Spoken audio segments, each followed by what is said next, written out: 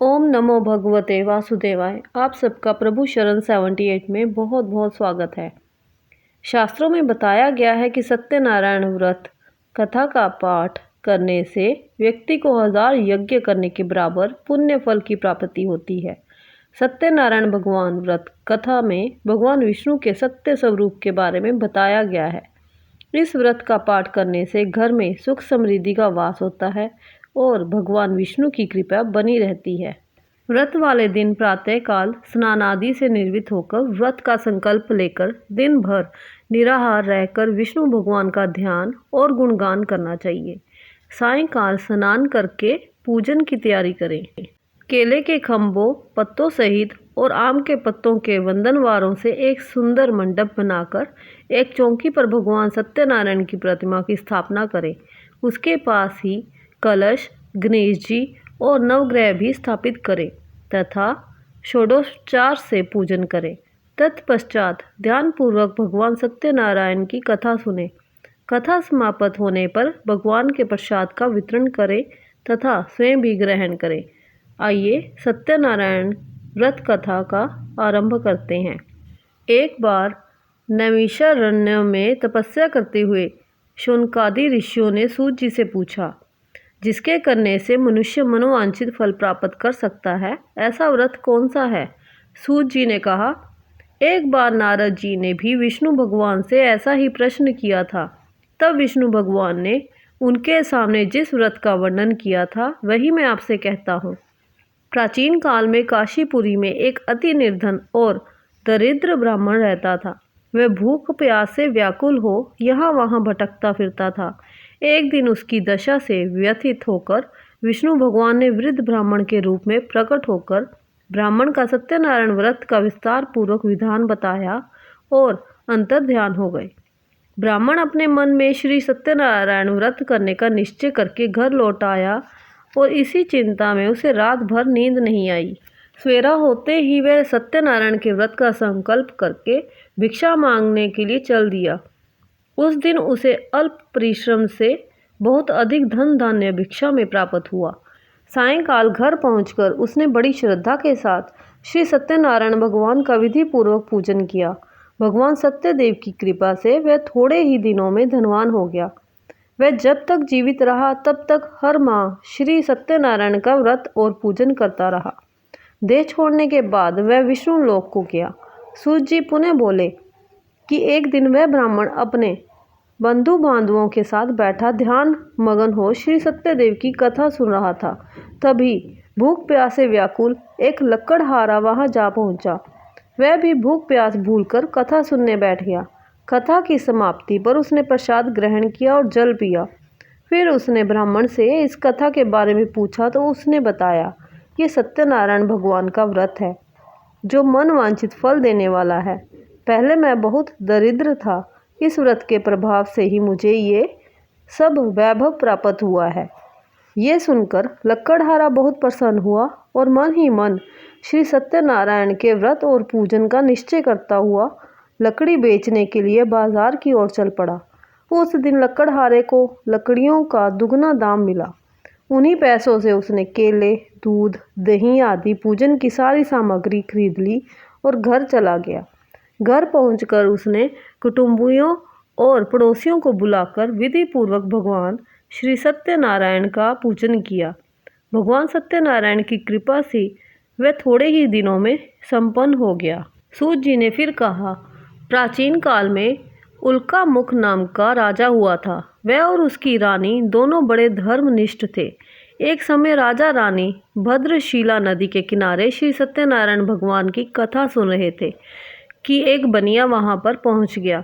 उसने रत्नों से भरी अपनी नौका को किनारे पर लगा दिया और पूजा स्थान पर पहुंच गया।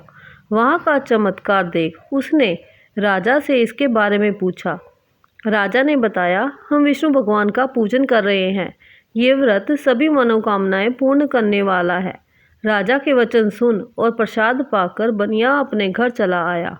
घर पहुंचकर उसने अपनी पत्नी से व्रत का वृतांत कहा और संकल्प किया, मैं भी संतान होने पर ये व्रत करूंगा।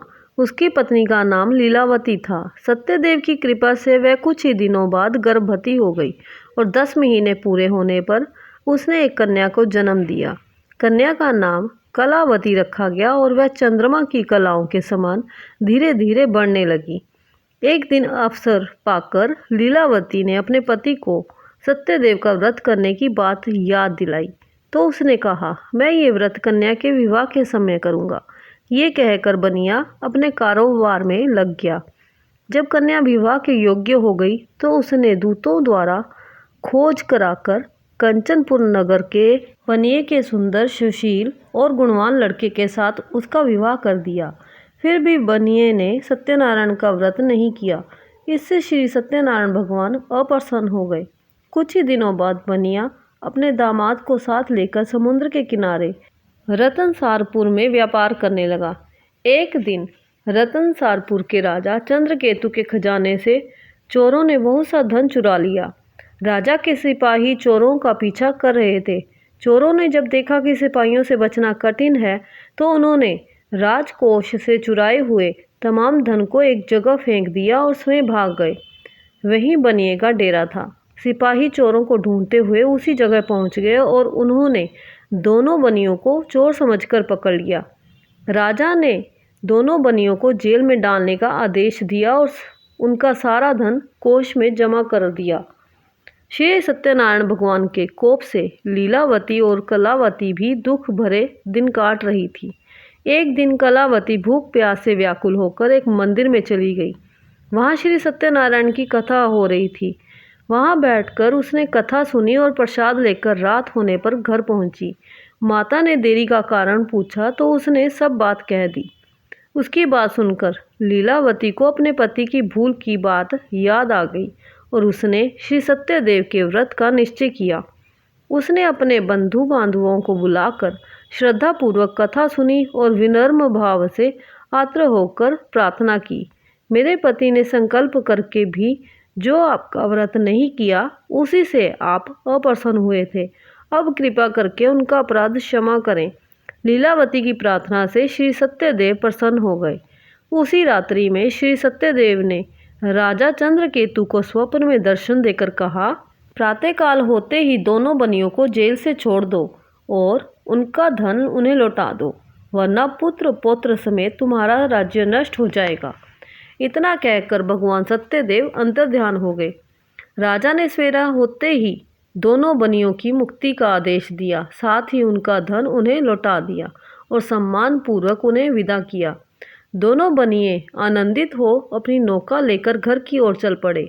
तभी श्री सत्यनारायण भगवान सन्यासी के वेश में उनके समीप आए और बोले, तुम्हारी नौका में क्या है? बनिया ने हंसते हुए उत्तर दिया, नौका में पत्तों के सिवाय और कुछ भी नहीं है। ये सुनकर सन्यासी ने कहा, तुम्हारा वचन सत्य हो।